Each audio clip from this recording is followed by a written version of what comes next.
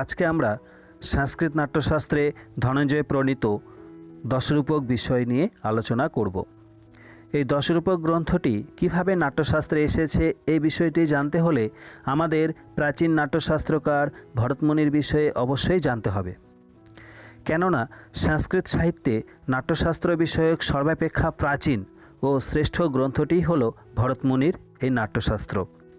আর তাকে অনুসরণ করেই পরবর্তীতে আরও অনেক নাট্যশাস্ত্রকারদের আবির্ভাব হয় নাট্যশাস্ত্রের জগতে।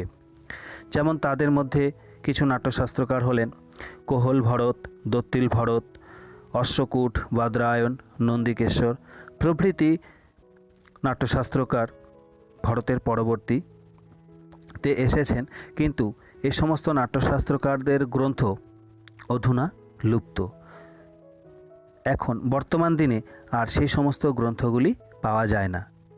সেদিক থেকে বিচার করে বলা যায় যে ভরতের পরবর্তী যদি কোনো নাট্যশাস্ত্র বিষয়ক গ্রন্থ আমাদের হাতে এসে থাকে তবে সেটি নিঃসন্দেহেই বলা যায় ধনঞ্জয়ের দশরূপক এই গ্রন্থটি।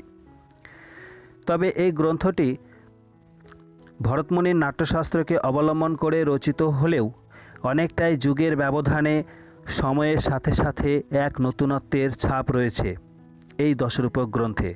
কি সেই নতুনত্ব?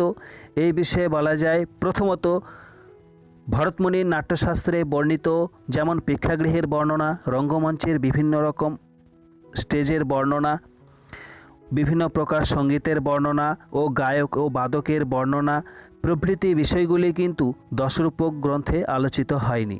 সেদিক থেকে একটি নতুনত্বের চিত্র রয়েছে।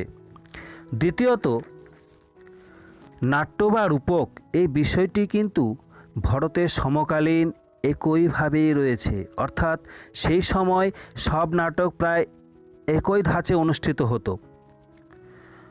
আর সেই বিষয়টিকেই অর্থাৎ ভরতের সমকালীন এই নাট্য বিষয়টিকেই ধনঞ্জয় তিনটি ভেদক তথ্যের সাহায্যে অর্থাৎ বস্তু, নেতা ও রসের সাহায্যে 10 প্রকার রূপকে পৃথক পৃথক ভেদ নির্দিষ্ট করে অভিনয় প্রদর্শন করেছেন। এক কথায় ভরতের সময়ে যে নাট্য ব্যবস্থা বা যে নাটকগুলি অনুষ্ঠিত হতো রঙ্গমঞ্চে সেই নাটকগুলো একরকম মানে সেই তৎকালীন যুগের একই একটা ধাঁচে অনুষ্ঠিত হতো। কিন্তু পরবর্তীতে ধনঞ্জয় লক্ষ্য করলেন যে নাটকের তো অনেক রকম ভেদ রয়েছে, অনেকভাবেই তো হতে পারে। তো সেই জন্যই ধনঞ্জয় দশরূপক গ্রন্থে যেমন প্রকরণ, ভান, ডিম, প্রহসন এই সমস্ত নাটক তো আর একই রকমের হবে না, পৃথক পৃথকভাবে অনুষ্ঠিত হতে হবে। তো সেই কারণেই ধনঞ্জয় এই রূপকের তিনটি ভেদক তথ্য বস্তু, নেতা ও রস এর সাহায্যে তিনি রূপকের ভেদ নির্দিষ্ট করেন।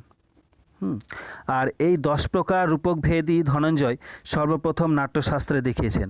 ধনঞ্জয়ের পূর্বে আর কোনো নাট্যশাস্ত্রকার এই 10 প্রকার রূপকের ভেদ প্রদর্শন করেননি। ফলে গ্রন্থটিতে 10টি রূপকের মাধ্যমে নাট্যশাস্ত্রের সমস্ত বিষয় বর্ণিত হওয়ায় এর নামকরণ করা হয় দশরূপক। এই গ্রন্থটি ভরতের নাট্যশাস্ত্রের কিছু অংশ বাদ দিয়ে প্রায় সমস্ত বিষয়ই ধনঞ্জয় 300টি কারিকার মাধ্যমে অনুষ্টুপ ছন্দে রচনা করেছেন। এই গ্রন্থে 4টি প্রকাশ রয়েছে এবং এটি একটি প্রকরণ শ্রেণীর গ্রন্থ। তাই বলা যায় সংস্কৃত নাট্যশাস্ত্রের জগতে ধনঞ্জয়ের দশরূপক গ্রন্থটি অন্যান্য নাট্যশাস্ত্রীয় গ্রন্থ অপেক্ষা সর্বাগ্রে সর্বাংশে উৎকৃষ্টতার পরিচয় প্রদান করে। ধনঞ্জয়ের জীবন বৃত্তান্ত ও আবির্ভাবকাল। ধনঞ্জয় নাট্যশাস্ত্রে এক সুপ্রতিষ্ঠিত বিদ্বান ছিলেন। তিনি মালব নরেশ, বাগপতিরাজ, মুঞ্জের রাজসভায় রাজপণ্ডিত থাকাকালীন ভরতের নাট্যশাস্ত্রকে অবলম্বন করেই দশরূপক গ্রন্থটি রচনা করেন। ধনঞ্জয়ের পিতা ছিলেন বিষ্ণু। দশরূপক গ্রন্থের অন্তিমে প্রাপ্ত তথ্য অনুযায়ী তার পরিচয় প্রসঙ্গে বলা যায় বিষ্ণু সুতেনাপি ধনঞ্জয়েন বিদ্ধন্মনরাগ নিবন্ধ হেতু আবিষ্কৃতং মঞ্জ মহিষঘোষ্ঠী বৈদগ্ধ ভাজা দশরূপম এতৎ। অর্থাৎ এই শ্লোকের মাধ্যমে স্পষ্টভাবে অনুমিত হয় যে মঞ্জুরাজে সভাপণ্ডিত থাকাকালীন অবস্থাতেই ধনঞ্জয় দশরূপক গ্রন্থটি রচনা করেন। আর এই মুঞ্জরাজ স্বয়ং এক বীরযোদ্ধা এবং সহৃদয় বিদ্বান কবি ছিলেন। আর কবি হবার কারণেই তিনি বাগপতিরাজ নামে প্রসিদ্ধ ছিলেন। আর এর অতিরিক্ত তিনি অমোঘবর্ষ, বাগপতি, পৃথিবীবল্লভ, শ্রীবল্লভ প্রভৃতি নামেও পরিচিত ছিলেন। আবার এক শিলালেখে প্রাপ্ত বিবরণ অনুযায়ী বলা যায় তিনি উৎপল রাজ নামে অভিহিত হয়েছেন। আবার আচার্য ক্ষেমেন্দ্র তার ঔচিত্য বিচার চর্চা গ্রন্থে তিনি মুঞ্জরাজকে উৎপল রাজা নামে অভিহিত করেন। নবসাহসাঙ্কের রচয়িতা পদ্মগুপ্ত তাকে সরস্বতীরূপী কল্পলতা, কবিবান্ধব তথা কবিমিত্র বলেন। শুধু তাই নয়, ধনঞ্জয়ের অতিরিক্ত আরও অনেক কবি ও বিদ্বান মুঞ্জের রাজসভায় ছিলেন। যেমন অবলোক টিকার রচয়িতা ধনিক, তিলকমঞ্জরির রচয়িতা ধনপাল, কোষকার হলায়ত, এরূপ অনেক বিদ্বান কবি ও পণ্ডিত ব্যক্তি মুঞ্জরাজের রাজসভায় সভাপণ্ডিত রূপে বিদ্যমান ছিলেন। সেদিক থেকে বলা যায় মুঞ্জরাজ খ্রিস্টীয় 974 থেকে 995 পর্যন্ত শতক পর্যন্ত সময়কালকেই ঐতিহাসিকগণ মুঞ্জের রাজত্বকাল রূপে চিহ্নিত করেন। আর ধনঞ্জয়ও মুঞ্জেরই সমসাময়িক ছিলেন। তো সেদিক থেকে এটি নিঃসন্দেহে বলতে পারি যে তিনি দশম শতকের অন্তিম ভাগেই নাট্যশাস্ত্রের জগতে আবির্ভূত হয়েছিলেন। ধনঞ্জয়ের রচনা ও সংস্করণ। ধনঞ্জয় নাট্যতত্ত্বের উপর একটি মাত্র গ্রন্থই প্রণয়ন করেন, যা দশরূপক নামে পরিচিত। এই দশরূপক গ্রন্থের মোট 3টি সংস্করণ পাওয়া যায়। এই গ্রন্থের প্রথম প্রকাশন 1865 সালে হালের দ্বারা বিআই সিরিজে হয়েছিল। প্রথম 1865 সালে হাল এটিকে প্রকাশ করেন। দ্বিতীয় সংস্করণ 1912 সালে নিউ ইয়র্কে হাসের মাধ্যমে ভূমিকা এবং তার ব্যাখ্যা সহ সম্পূর্ণরূপে প্রকাশিত হয়। এবং তৃতীয় সংস্করণটি 1941 সালে নির্ণয় সাগর প্রেস, মুম্বাই থেকে প্রকাশিত হয়।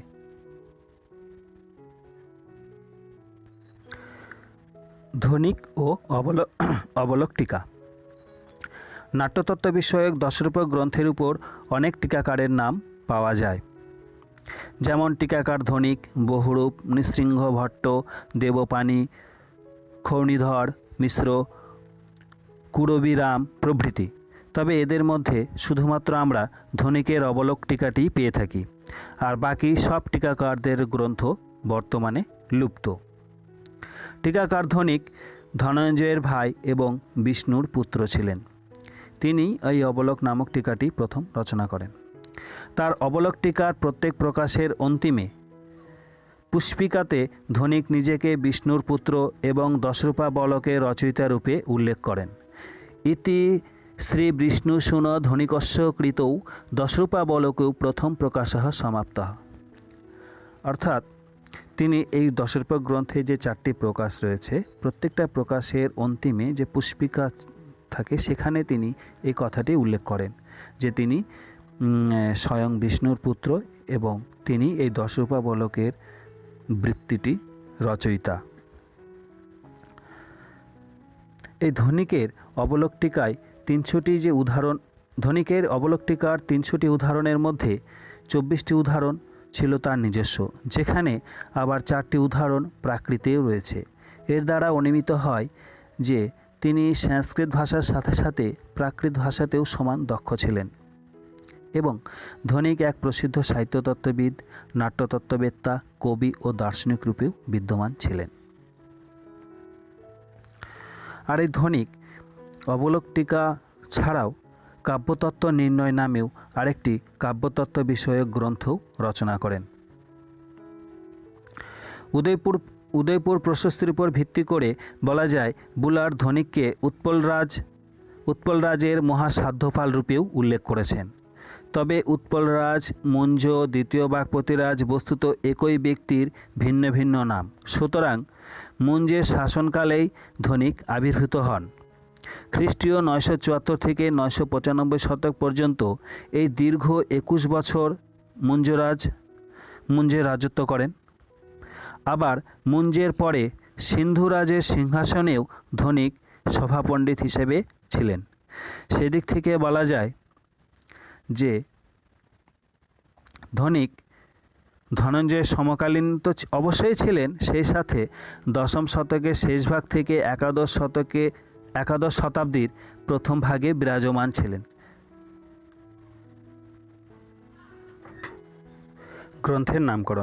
গ্রন্থের নামকরণ থেকেও এই গ্রন্থের প্রতিপাদ্য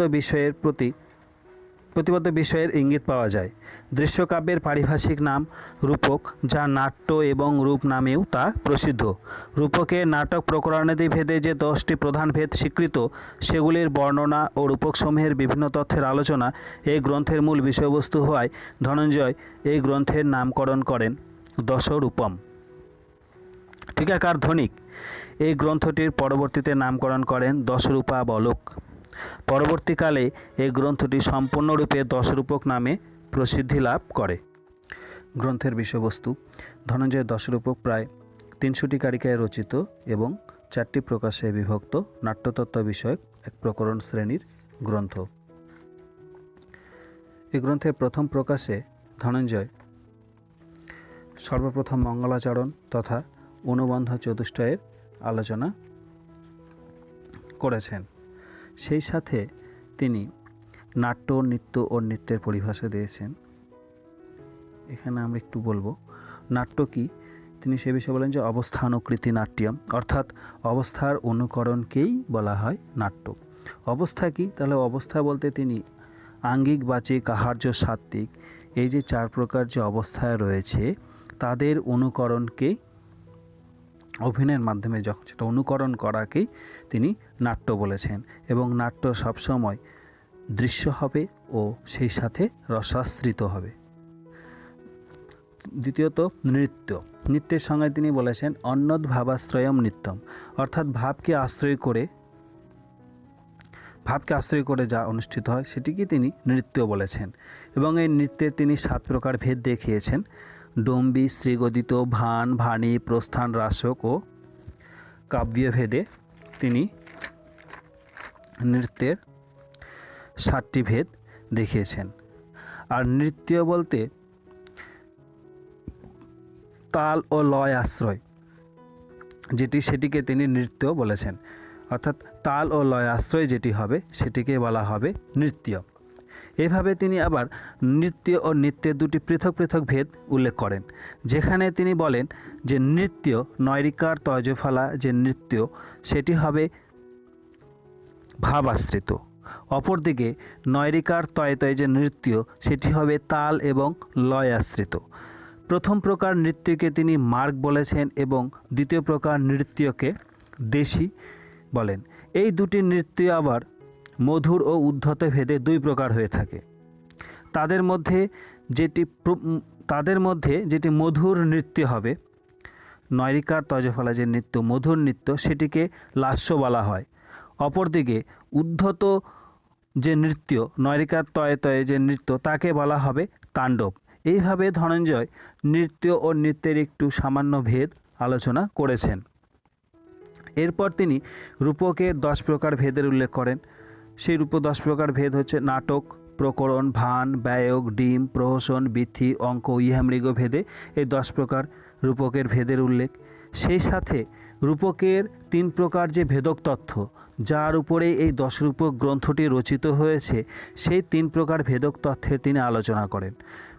সেই 3 ভেদক তথ্য কি? বস্তু, নেতা ও রস, এই 3 প্রকার ভেদক তথ্যের আলোচনা। বস্তু বলতে এখানে তিনি নাটকের যে কথাবস্তু সেটি কিভাবে হবে, যেমন নাটকের কথাবস্তুকে তিনি 2 ভাগে ভাগ করেছেন: আধিকারিক ও প্রাসঙ্গিক। আধিকারিক বলতে যেখানে নাটকের মূল ঘটনা পুরো কাহিনীতে প্রধানভাবে যে কাহিনীটি থাকবে বা যে চরিত্রগুলির বর্ণনা প্রধানভাবে শুরু থেকে শেষ পর্যন্ত থাকবে সেটিকে তিনি আধিকারিক বলেছেন। যেমন রামায়ণের কাহিনী যদি আমরা ধরি তাহলে রামায়ণের কাহিনী, রামের যে কাহিনীটা রয়েছে সেটা সম্পূর্ণ রামায়ণ জুড়ে রয়েছে, এই কাহিনীটিকে বলছে আধিকারিক। আর প্রাসঙ্গিক কাহিনী কোনটা? প্রাসঙ্গিক কাহিনী তাকে বলছে যেটা মাঝে মাঝে যে কাহিনীটা আসবে, মাঝে মাঝে কিছু কাহিনী, নতুন কাহিনী অ্যাড হয়। যেমন জটায়ুর বৃত্তান্ত সুগ্রীবের বৃত্তান্ত, এই সমস্ত কাহিনীগুলো হচ্ছে প্রাসঙ্গিক কাহিনী। আবার এই প্রাসঙ্গিক কাহিনীকে আবার দুই ভাগে ভাগ করা হয়, পতাকা এবং প্রকরী। পতাকাটা কি, যে পতাকা, হ্যাঁ, সে নিজের কার্যসিদ্ধির সাথে সাথে অন্যেরও যে কার্যসিদ্ধি করবে নাটকে, সেই কাহিনীটিকে বলছেন পতাকা। যেমন যদি আমরা সুগ্রীবের কাহিনীটিকে ধরি, তাহলে সেখানে নাটকে দুটো কাজ তিনি একসাথে করেন। একটা হচ্ছে রামকে সাহায্য করছে সীতা অন্বেষণের জন্য, একটা অন্যের কাজ। দ্বিতীয়ত সে পরবর্তীতে কিষ্কিন্ধার রাজা হবে, এই একটা কাজ। মানে একসাথে নাটকে তিনি দুটো কাজ যেখানে অনুষ্ঠিত হয়, সেটা হচ্ছে আমাদের পতাকা। পতাকা সবসময় নাটকে দুটো বস্তুর কার্য সিদ্ধ করে, একটা নিজের উদ্দেশ্যে, অপরটি অন্যের উদ্দেশ্যে। আর প্রকরীটি হচ্ছে সামান্য স্থান জুড়ে যে থাকে এবং সে শুধুমাত্র সেই কাহিনীটি অল্প সংখ্যক নাটকে এসে আবার সেটি যেখানে শুরু হবে সেখানেই শেষ হয়ে যায়। যেমন জটায়ুর বৃত্তান্ত, রামায়ণে যেখানে শুরু হয়েছিল সেখানেই কিছুক্ষণের মধ্যে সেই কাহিনীর বৃত্তান্তটা শেষ হয়ে যায়। তো এইভাবে তিনি সেখানে বস্তুর ভেদ, নেতা বলতে নাটকে কোন কোন নেতা হবে, নেতা বলতে নায়ক কেমন হবে, সেই সমস্ত, যেমন ধীরদত্ত, ধীরোদ্ধত্ত, ধীরললিত, ধীরপ্রশান্ত প্রভৃতির ভেদ এবং সেই নাটকের রস কীরূপ হবে, এই সমস্ত বিষয় নিয়ে সেখানে আলোচনা করেছেন। সেই সাথে রূপকের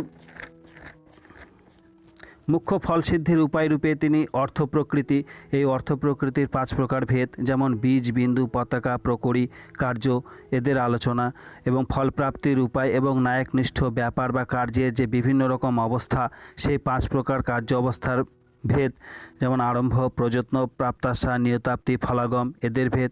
সেই সাথে এক একটি অর্থ প্রকৃতির সঙ্গে এক একটি কার্যাবস্থার যোগে যে সন্ধির উদ্ভব হয়, অর্থাৎ তাহলে সন্ধি কিভাবে হয়, সন্ধি হবে যেমন অর্থ প্রকৃতির প্রথম ভেদটি হচ্ছে বীজ, বীজের সাথে অবস্থার প্রথম যদি ধরা তাহলে আরম্ভ। এই বীজ এবং আরম্ভ এই দুটো সম্মিলিত রূপে প্রথম মুখসন্ধির তৈরি হবে। দ্বিতীয় ভেদে একইভাবে বিন্দুর সাথে যত্ন এবং তার ফলে সৃষ্টি হবে প্রতিমুখ সন্ধি। অর্থাৎ সেই জন্যই বলেছেন যে এক একটি অর্থ প্রকৃতির সঙ্গে এক একটি কার্যাবস্থার যোগে এই সন্ধির উদ্ভব হবে। সেই সন্ধিগুলি হল মুখ, প্রতিমুখ, গর্ভ, বিমর্ষ ও নির্বহন। এই সন্ধিগুলি ভেদের আলোচনা। সেই সাথে সন্ধির যে অঙ্গগুলো রয়েছে 5টি সন্ধির, যেমন মুখ সন্ধির 12টা, প্রতিমুখ সন্ধির 13টি, গর্ভ সন্ধির আবার 12টা, তারপরে বিমর্ষ সন্ধির 13টি ও নির্বহন সন্ধির 14টি ভেদ রয়েছে। এই মিলিয়ে মোট সন্ধির অঙ্গ হয় 64টি। অর্থাৎ সেই 64টি সন্ধির অঙ্গের ভেদগুলিরও আলোচনা তিনি প্রথম প্রকাশে দেখিয়েছেন ও সেই সাথে ইতিবৃত্তের ভেদগুলি আলোচনা করেছেন। অর্থাৎ নাট্যধর্মীর দৃষ্টিতে যে ইতিবৃত্তের যে ভেদ রয়েছে সেই ভেদটির আলোচনা করেছেন। সেই ভেদটি কি সেটি বলছি। নাট্যধর্মের দৃষ্টিতে যে ইতিবৃত্ত 3 প্রকার হয়ে থাকে, সর্বশ্রাব্য, অশ্রাব্য ও নিয়তশ্রাব্য। সেগুলোর তার মধ্যে যেটি সর্বশ্রাব্য সেটি প্রকাশ, যেটি অশ্রাব্য তা স্বগত এবং নিয়তশ্রাব্যের আবার 2টো ভেদ রয়েছে, জনান্তিক এবং অপবারিত। এই সমস্ত বিষয়গুলির আলোচনা প্রথম প্রকাশে রয়েছে। এবার দ্বিতীয় প্রকাশে রূপকের যে ভেদক তথ্য আলোচনা করেছিলেন ধনঞ্জয়, তো সেখানে 3টি বিষয় তিনি আলোচনা করেন: বস্তু, নেতা ও রস।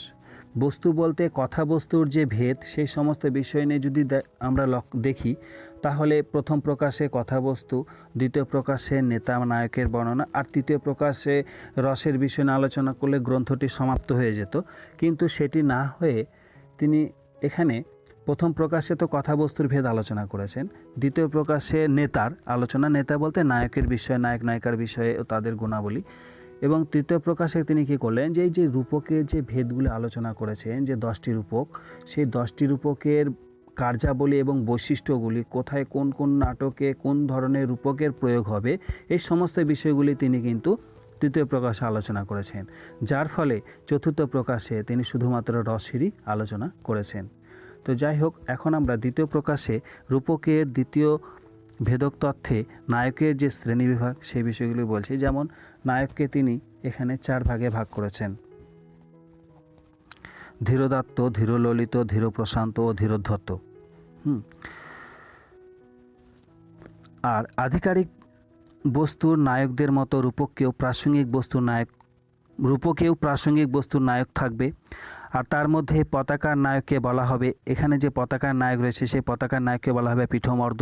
পীঠমর্দ ছাড়াও নায়কের অপরাপর সহচর যেমন বিদূষক, বিট প্রভৃতির আলোচনা থাকবে। নায়কের 8টি সাত্ত্বিক গুণ, সেগুলি হলো শোভা, বিলাস, মাধুর্য, গাম্ভীর্য, ধৈর্য, তেজস্বিতা, ললিত ও ঔদার্য প্রভৃতি বিষয় আলোচিত হয়েছে।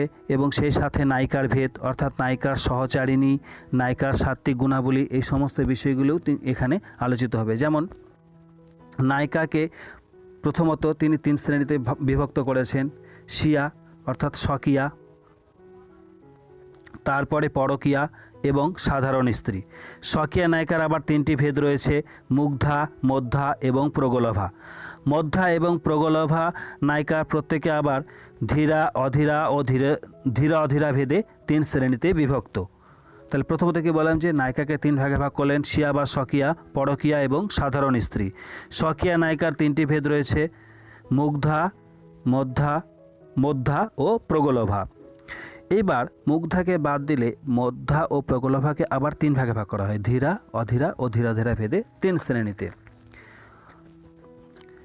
আর মধ্যা ও প্রগলভা নায়িকা আবার সেগুলি জ্যেষ্ঠা ও কনিষ্ঠা ভেদে দ্বিবিধ, অর্থাৎ এই মিলে হলো টোটাল 12টা। এবং পরকীয়া নায়িকা 2 প্রকার: কন্যাকা এবং পরিণীতা। আর সাধারণ স্ত্রী ভেদ 1। এই মিলে টোটাল ধনঞ্জয় নায়িকার 16টি ভেদের আলোচনা করেছেন। সেই সাথে সেগুলি উত্তম মধ্যম ভেদে 48টি। এইভাবে তিনি 48 প্রকার এর নায়িকার আলোচনা করেছেন। সেই সাথে ধনঞ্জয় অবস্থা ভেদে নায়িকা আরও যে 8 প্রকার হয়ে থাকে তারও উল্লেখ করেছেন। যেমন স্বাধীন পতিকা, বাসকসজ্জা, বিরহ উৎকণ্ঠিতা, খণ্ডিতা, কলহান্তরিতা, বিপ্রলব্ধা, প্রসিতপ্রিয়া, অভিসারিকা ভেদে যে 8 প্রকার নায়িকা রয়েছে সেই সমস্ত ভেদগুলির আলোচনা করেছেন। আবার রূপকে প্রণয় ব্যাপারে নায়িকাকে সহায়তা করার জন্য কিছু সহায়িকার প্রয়োজন হয়। সহায়িকা বলতে অনেক সময় আমরা নাটকে নায়িকার কিছু দূতি, সখী, এই সমস্ত যে বিষয়গুলো থাকে সেগুলোর উল্লেখ করেছেন। যেমন দূতি, দাসী, ধাত্রী, চেটি। যেমন যদি বলা হয় স্বপ্ন বাসব দত্তম নাটকে, যেমন পদ্মাবতীর ক্ষেত্রে বাসব দত্তের ক্ষেত্রে ধাত্রী, চেটি, বা অভিজ্ঞান শকুন্তলম নাটকে শকুন্তলা যেমন রয়েছিল সখী, এই সমস্ত যেমন সহায়িকার প্রয়োজন সেই সমস্ত বিষয়গুলি কিন্তু এখানে আলোচিত হয়েছে। আবার নায়িকার প্রসঙ্গে আলোচিত হয়েছে নায়িকার হাবভাবাদি ভেদে 20 প্রকার অলঙ্কার। আবার এখানে তিনি নায়িকার 20 প্রকার অলঙ্কারের বিষয় আলোচিত হয়েছে। সেই সাথে লীলা, বিলাস, বিচ্ছিতি ভেদে 10 প্রকার স্বভাবজ অলঙ্কারেরও রয়েছে। এরপর 4 প্রকার বৃত্তি, অর্থাৎ ভারতী, সাত্যতী, কৌশিক এবং আরভট্টি, এই 4 প্রকার যে নাট্যবৃত্তি রয়েছে সেই নাট্যবৃত্তিরও আলোচনা এখানে বর্ণিত হয়েছে এই দ্বিতীয় প্রকাশে।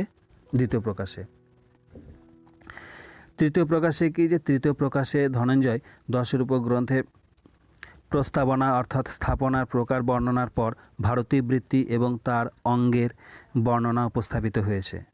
প্রস্তাবনার প্রকার বর্ণনা অর্থাৎ যে প্রস্তাবনা রয়েছে সেই প্রস্তাবনার তিনি 3 প্রকার ভেদ আলোচনা করেছেন। যেমন বিশ্বনাথের সাহিত্য দর্পণে যদি দেখি তো প্রস্তাবনার 5 প্রকার ভেদ রয়েছে, যে উদ্ঘাত, কতোদ্ঘাত, প্রয়োগাতি সহ অবলোকিত। কিন্তু এখানে ধনঞ্জয় 3 প্রকার প্রস্তাবনার প্রকারভেদ উল্লেখ করেছেন: কথোদ্ঘাত, প্রবর্তক এবং অবলোকিত।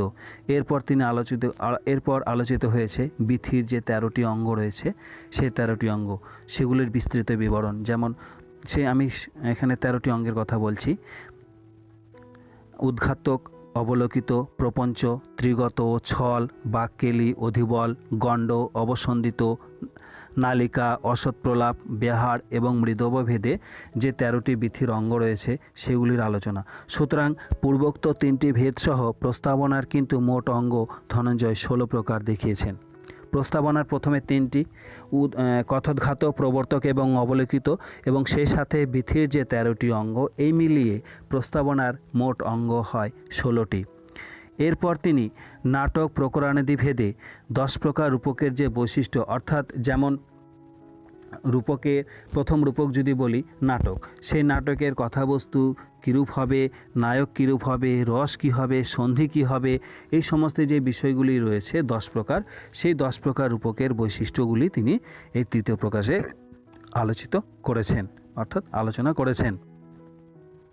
এরপর চতুর্থ প্রকাশে ধনঞ্জয় রসের বিষয়ে বিস্তৃত রূপে আলোচনা করেছেন। এখানে তিনি রসের স্বরূপ প্রতিপাদনের সাথে সাথে বিভাব, অনুভাব, সাত্ত্বিক ভাব ও ব্যভিচারী ভাবের বিস্তৃত বর্ণনা, সেই সাথে রত্তাদি 8 প্রকার স্থায়ী ভাবের লক্ষণ ও ভেদের প্রতিপাদন করেছেন। এবং তিনিও ভরতের মতো ভরতের ন্যায় সম নামক স্থায়ী ভাবকে স্বীকার করেননি, অর্থাৎ তিনিও 8টি রসকেই স্বীকার করেছেন এবং সেই বিষয়গুলি নিয়েই তিনি বিস্তৃত চতুর্থ প্রকাশে আলোচনা করেছেন। এই বলে আজকে ধনঞ্জয়ের দশরূপক গ্রন্থের সংক্ষিপ্ত বিষয়বস্তু শেষ করা হলো, এবং এর পরবর্তী সেকেন্ড পার্টে ধনঞ্জয়ের যে নাট্য সিদ্ধান্ত, দশরূপক গ্রন্থে যে নাট্য সিদ্ধান্ত বিষয়ক যে তথ্যগুলো রয়েছে, যেমন রসতথ্য রস সিদ্ধান্ত, বৃত্তির বিচার, ভেদক তথ্য, এই সমস্ত বিষয়গুলি নিয়ে বিস্তৃত রূপে বর্ণিত হবে সেকেন্ড পার্টে। ধন্যবাদ।